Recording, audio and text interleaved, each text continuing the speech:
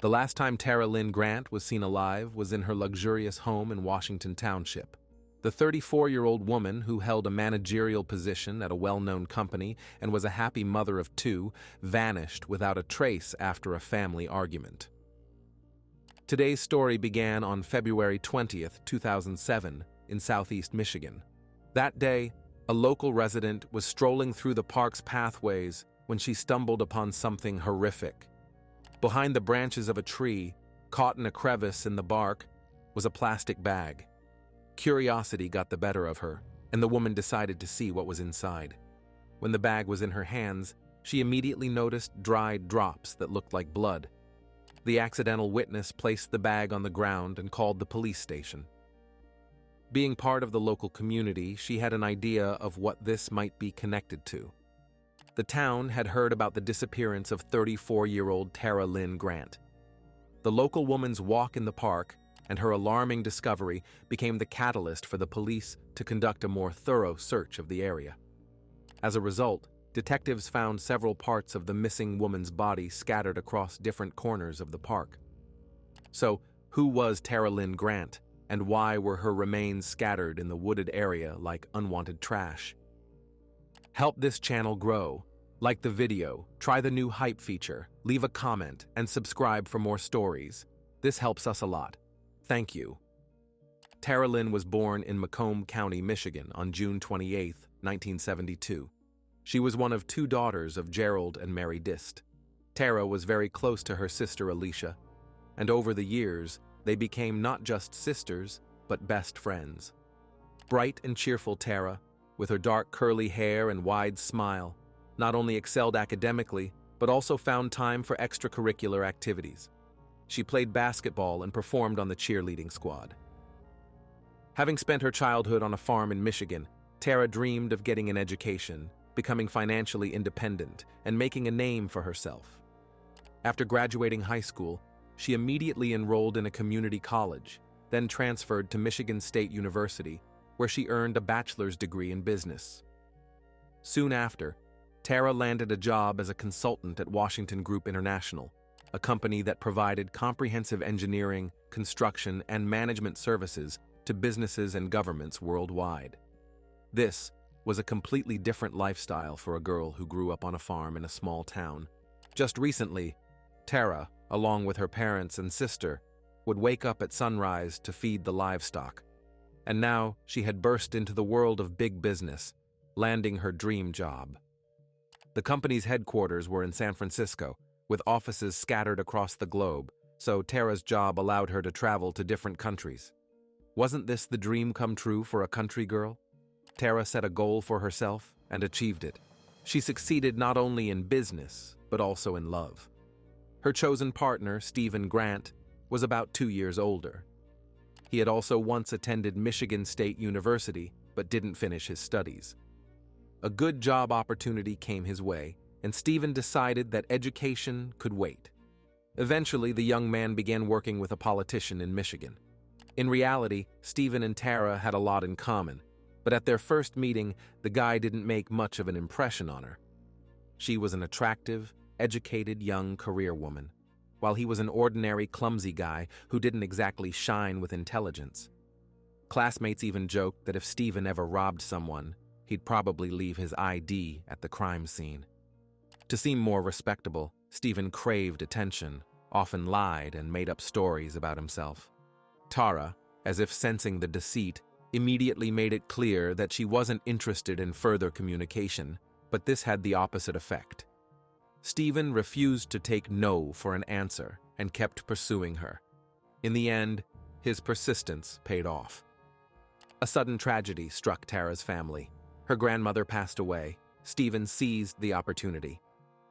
When Tara flew back to her hometown, the young man unexpectedly showed up at the funeral. He made an hours-long trip to Tara's hometown to be by her side during this difficult time. It was a bit awkward because Tara was dating another guy at the time who was also present at the farewell ceremony. But Stephen endured the uncomfortable moment and even joined Tara's family for dinner, where they offered him a place to stay for the night. Showing respect, he declined the offer and returned home. This gesture became a turning point in Stephen and Tara's relationship. After some time, Tara softened and gave the young man the green light after breaking up with her boyfriend. Everything happened quickly.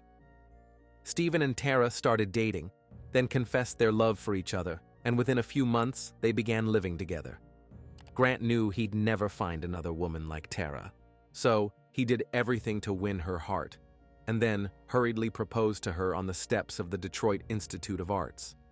They married in 1996, and in 2000, Tara gave birth to their daughter Lindsay, followed by their son Ian in 2002.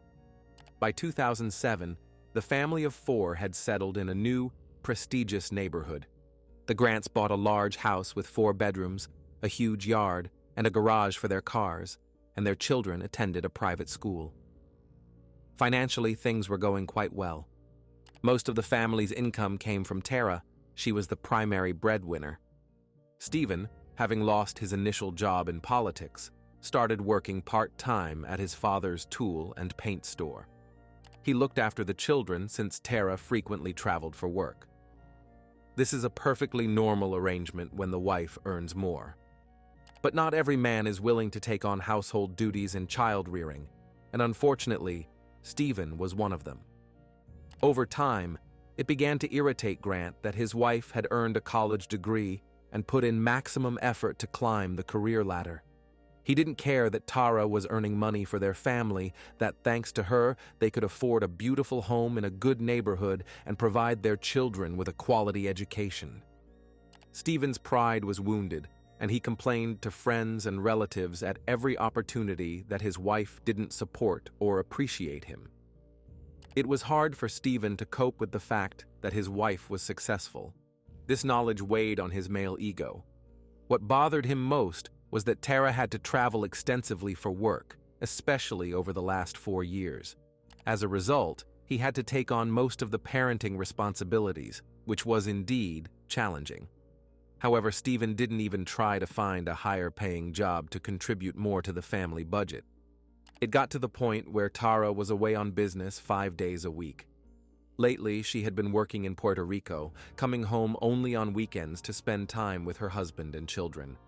Yet, she called home every day, sent gifts, and left heartfelt notes for her husband and kids. She wasn't physically present, but every spare moment, she thought of her family. Although the Grants appeared to be a successful, happy couple from the outside, there was a silent power struggle between the spouses in their home. Stephen was the head of the family, while Tara was the main breadwinner. This fact alone challenged her husband's masculinity. People who knew the couple closely noticed some oddities in Stephen's character. For example, he was a very controlling person, so Tara often gave in to him during arguments. She knew that fights and scandals wouldn't lead to anything good, so she bit her tongue and agreed, letting her husband feel like he had won. Deep down, Stephen knew that Tara was actually the head of the family, which made him angry and resentful toward her. To somehow fix the situation and boost his male ego, Grant started messaging his ex-girlfriends. He complained to them about his wife and how she was never home. He constantly suspected Tara of cheating and believed she was having an affair with her boss. He even installed some kind of spyware on his wife's computer to monitor her emails. He wanted proof of her infidelity, but there was none, nor could there be, because Tara loved her husband. If her boss sent work-related messages on weekends, Stephen would get nervous and they'd argue again. While accusing his wife of every mortal sin, the man himself was far from perfect. When messaging his exes, he'd first complain about the hardships of family life, then start flirting and making suggestive remarks. When asked why he didn't just divorce if he was so unhappy with his wife, Stephen always said he didn't want to destroy the family or ruin his children's lives. With the woman constantly absent, things at home were going awry, even though the children were getting older. They were 6 and 4 at the time. Stephen, who was responsible for running the household, was exhausted. Since they had the money, Tara didn't mind hiring a housekeeper to take some of the burden off her husband and give him more time for rest and hobbies. They decided to hire a live-in nanny who would also help with household chores. Since Stephen would be interacting closely with this person, he took it upon himself to interview the candidates and choose a suitable one. Naturally, his choice mostly fell on young, attractive women. That's how 18-year-old Verena Dirks came to live in the Grants' home. Verena was from Germany. She had just graduated high school and came to America looking for work. As a foreigner, Verena did her best to seize the opportunity presented to her. What followed unfolded like a typical scenario. A grown man, tired of loneliness, and a young, alluring girl quickly grew close. They were in the same household space 5 days a week. At first, Stephen flirted and acted somewhat inappropriately, complaining about his wife and claiming she was cheating on him. Then he offered the tired girl a massage. In the blink of an eye, the homeowner and the nanny ended up in bed together, and a full-fledged intimate relationship began between them. All this happened a month and a half before the horrific events that took place in the Grant family. On Valentine's Day, February 14, 2007, Stephen Grant called the police and reported that his wife Tara was missing. In his statement, he claimed that his 34-year-old wife had left home before, leaving him alone with the kids. That's why he didn't immediately report her disappearance. The last time Grant saw Tara was on Friday, February 9th, when she returned from her business trip in Puerto Rico. She started unpacking her things and announced that this time she'd have to leave a day earlier. Usually, Tara spent weekends with her family and returned to her work duties on Monday. But that day, she said she'd leave on Sunday. Naturally, this upset Stephen. His wife had just returned and was already talking about leaving again. The couple argued. The second reason for his resentment was a simple request from Tara. The previous weekend, she had asked her husband to pick up her car from the auto shop. This innocent request made Stephen feel like a servant, a handyman. He didn't hear respect in his wife's words, and as a result, they argued even more. Tara grabbed her unpacked bags, left the bedroom, and, talking to someone on the phone, walked out to the driveway. Then Stephen saw her get into a dark car waiting for her outside the house and drive off into the night in an unknown direction. No one saw her again. Grant was both angry and upset. He had to tell the kids that their mom, whom they'd been waiting to see all week, had left without even visiting them. In the first few days, Stephen wasn't worried. He was used to his wife never being home. The next day, he called her parents, and they reassured him, saying that Tara had probably gone back to Puerto Rico. But then he got a call from her company saying that Tara had missed an important meeting. This was very unlike her, as the woman was endlessly dedicated to her job. Despite the alarming call from Tara's office, Stephen didn't contact the police that same day. He waited until the next evening when 5 days had passed since her disappearance, and only then filed a missing person report. In reality, he didn't seem particularly concerned that Tara wasn't in touch. Unlike Stephen, Tara's sister, Alicia, immediately dropped everything and flew to the Grants' home to be with her brother-in-law and the kids. She launched an active effort to find her sister. She called friends and acquaintances and put up flyers. Stephen, however, took absolutely no part in the search. He officially stated this through his attorney. Even when the police suggested they were likely looking for a body rather than a living person, Grant stuck to his stance. Concerned citizens scoured the area on foot, searched hard-to-reach terrain with ATVs and helicopters, and brought dogs. The police and volunteers didn't lose hope of finding the missing woman, alive or dead.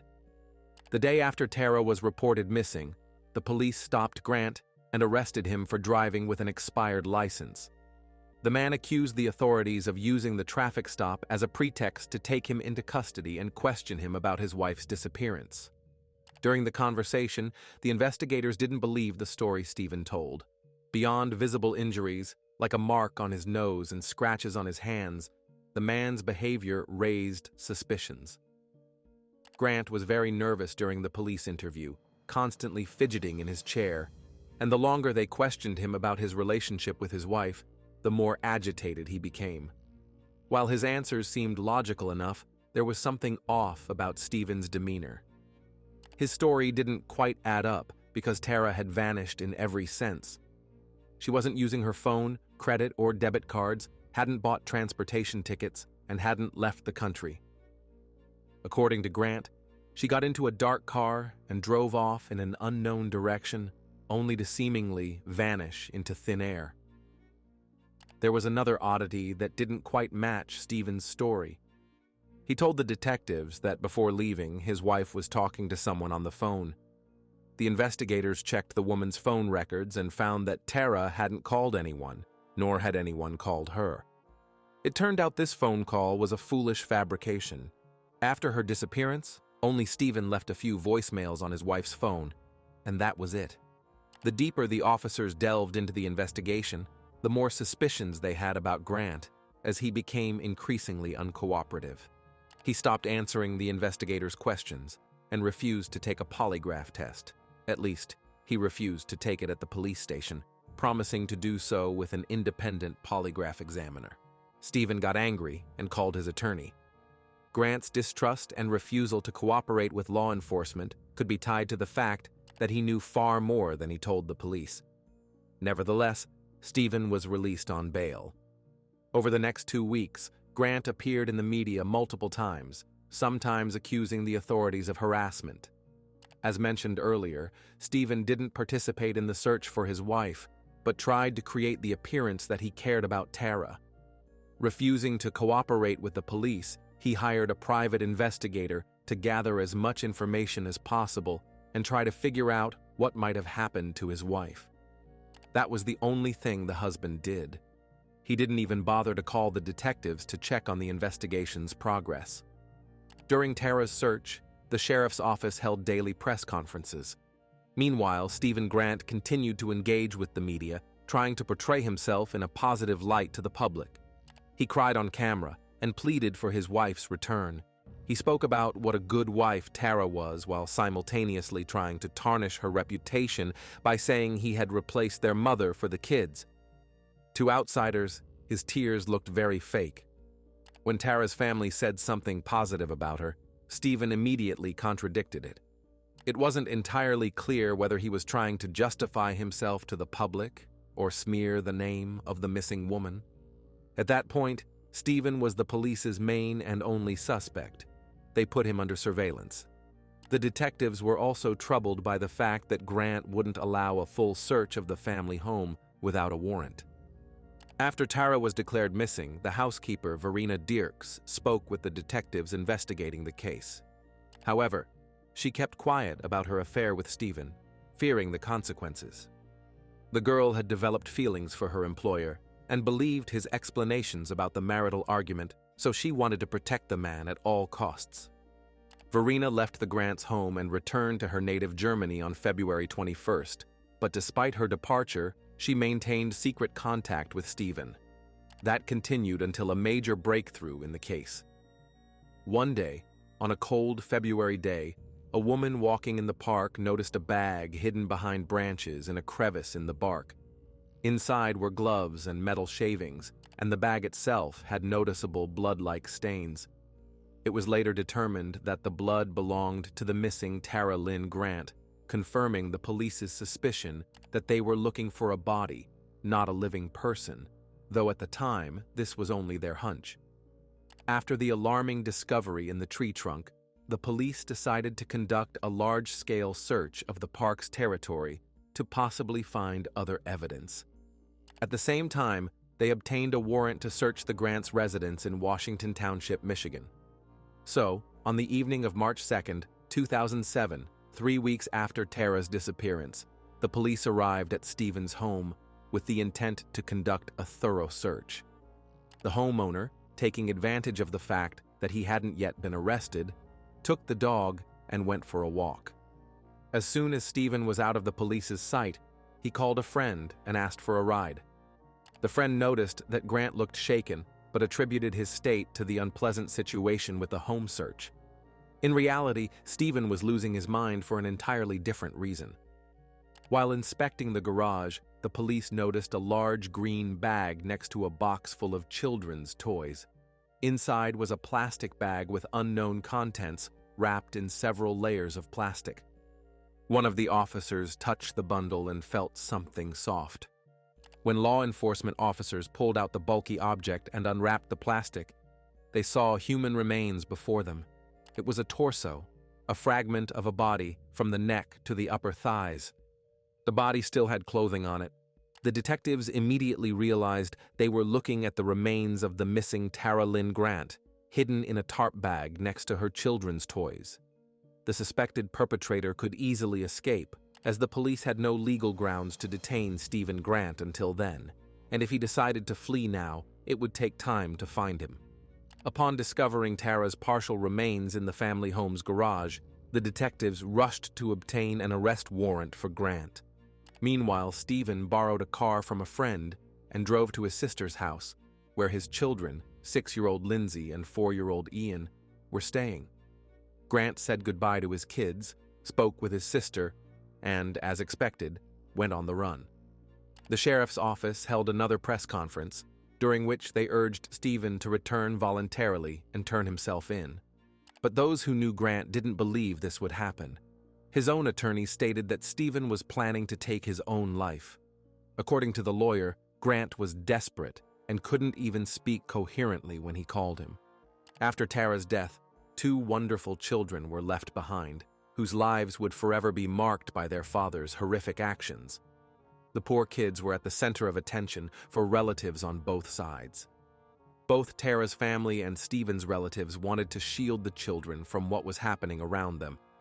Everyone knew their mother was gone forever, and their father was on the run, but the kids weren't told. Keeping the horror unfolding in the family a secret was incredibly difficult, as reporters kept knocking on doors, eager for interviews. Relatives even hung a sign at the entrance to the house, stating that children were sleeping inside and asking not to disturb them. While the authorities were searching for Stephen, they also needed to find the rest of Tara's body, as only her torso was found in the garage. First, the detectives decided to inspect the park where the blood-stained bag was found, and where Tara often went to play with her children on weekends. The police checked every inch of the area, and it didn't take long for them to discover parts of the woman's body hidden in shallow graves. Grant didn't seem to have tried very hard to conceal them. Unfortunately, some remains were never found, and others bore traces of animal bites. 2 days later, by tracing a phone call when Stephen dialed his sister's number, the police caught the suspect 224 miles from the crime scene in a state park in northern Michigan. Grant wasn't on the run for long. He was found early in the morning on March 4th. The man was lying under a tree without shoes or outer clothing. His shirt and pants were soaking wet. He was in a semi-conscious state, on the brink between life and death. After reaching the park by car, Stephen had walked through the snow for 10 hours. He had taken alcohol and pills from his sister's house, intending to end his life. He also bought a toy gun, hoping to be shot by police if they found him before he succumbed to hypothermia. The man planned to point the weapon at law enforcement to provoke return fire. After his arrest, Grant was airlifted to a hospital for treatment of frostbite and hypothermia. As soon as the man regained consciousness, he gave a full confession while still in his hospital bed. But it was a confession the police had already heard. On March 3rd, Stephen had called his housekeeper and nanny, Verena Dirks, and told her he had taken his wife Tara's life. He claimed it was an accident, but after this confession, Verena decided to cut all ties with him. That same day, Dirks reported her suitor to the detective leading the investigation. When the time came, she flew from Germany to testify against him in court. According to Stephen, he and his wife had a serious argument on the evening of February 9th, 2007. He was already in a bad mood and angry at Tara before the conversation even started, as he was tired of staying home and caring for the kids. As soon as the topic of his wife's next business trip came up, Stephen got seriously angry. He was already lying in bed, undressed, while Tara was unpacking her suitcase. She mentioned that she'd have to go to Puerto Rico a day earlier because her direct supervisor was arriving there. When her husband heard about the boss, something snapped in him. He shouted at Tara to go to her lover right now. At one point, the woman did try to leave to avoid provoking her husband, but he grabbed her arm. Tara slapped him in the face in response, and Stephen pushed her in the back so hard that she fell to the floor and hit her head. Now Tara was angry and said she'd had enough, that she was tired of this relationship. The wife planned to file for divorce and leave her husband penniless and without the kids, as she was the one earning money and supporting the family. Her words struck Stephen so deeply that he sat on top of Tara, who was lying on the floor, and began strangling her with his bare hands. The woman resisted, but he was physically stronger. While Grant squeezed the throat of his once-beloved wife, he couldn't even look her in the eyes, so he grabbed a shirt and covered her face with it. As soon as Stephen realized his wife was dead, he panicked. All this time, his children were at home, sleeping in their beds, and their nanny, Verena, wasn't home yet, but could return any minute. Stephen texted the housekeeper, asking her not to come home that day, and then tried to move his wife's body. However, the burden was too heavy for him. So, Grant left the room, grabbed one of his belts, wrapped it around Tara's neck, and dragged the lifeless body down the stairs to the garage to put it in the car. At one point, he dropped the body, and there was a dull thud. According to Stephen, it sounded like a cracked watermelon. As soon as he got his wife into the car, Grant heard a noise. Despite his request not to come home, Verena had returned because she had nowhere else to go. Disheveled and half-dressed, Stephen ran out to meet her. A fresh cut from his fight with Tara was visible on his face. He told the nanny that he'd argued with his wife, that she'd slapped him and left. That was the story he told Verena, and then he tried to cover his tracks by repeatedly calling Tara's number, leaving voicemails, and asking what he should tell the kids about her departure. All the while, he knew full well that his wife's dead body was in his car. He also took Verena's phone and started deleting their messages, knowing that an affair could look like a motive for the crime. The next day, Stephen took Tara's remains to his father's workshop at the tool and paint store, making sure no one was there. He spread out a tarp and, after drinking some alcohol for courage, began dismembering the body. During the process, he was sick to his stomach several times. Stephen divided the body into 14 parts and then destroyed all the items his wife had taken on her business trip to create the impression that she had left of her own accord. After finishing, the man returned home and acted as if nothing had happened. Once he calmed down a bit, Grant decided to dispose of the remains. He placed the bag containing the carefully packed body parts on his children's sled and headed to a park a couple of kilometers from the house.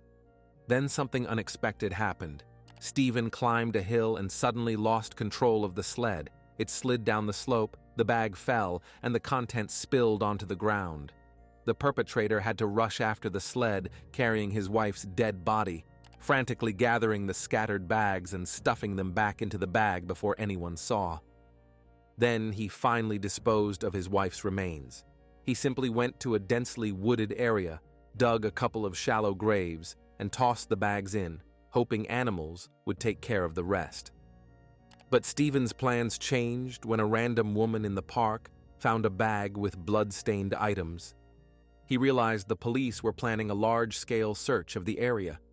Panicking, he retrieved his wife's torso and hid it in the garage next to his children's toys. Stephen knew that without a warrant, the detectives couldn't search his property, so he felt safe.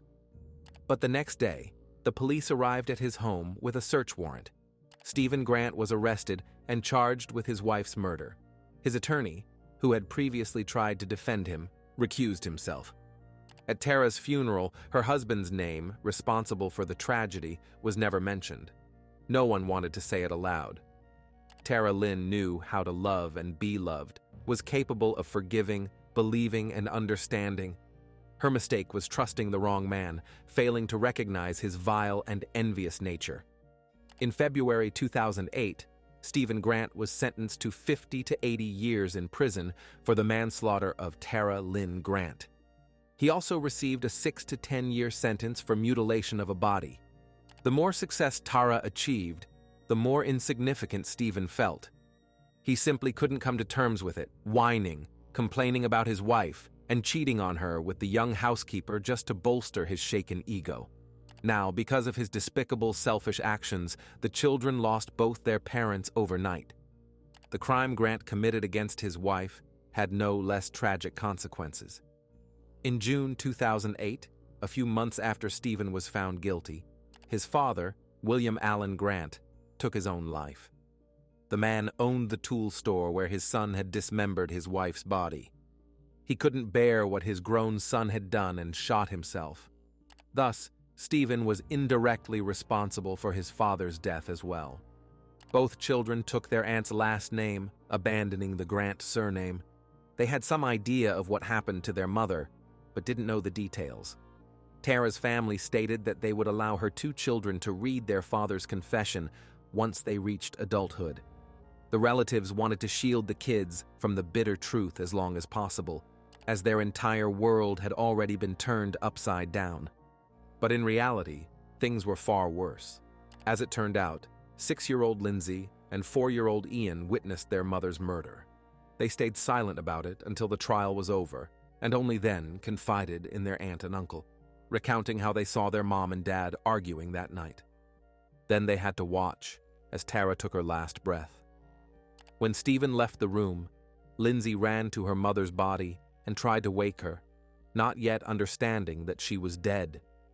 When her father returned to the bedroom, the girl hid under the bed, witnessing the lifeless body of her mother being dragged to the door. Will Stephen Grant realize what he's done while rotting in prison for the rest of his days? If you have finished watching, you are a real fan of true crime. Subscribe to the channel, turn on the bell notifications, and put the like. See you in the next video.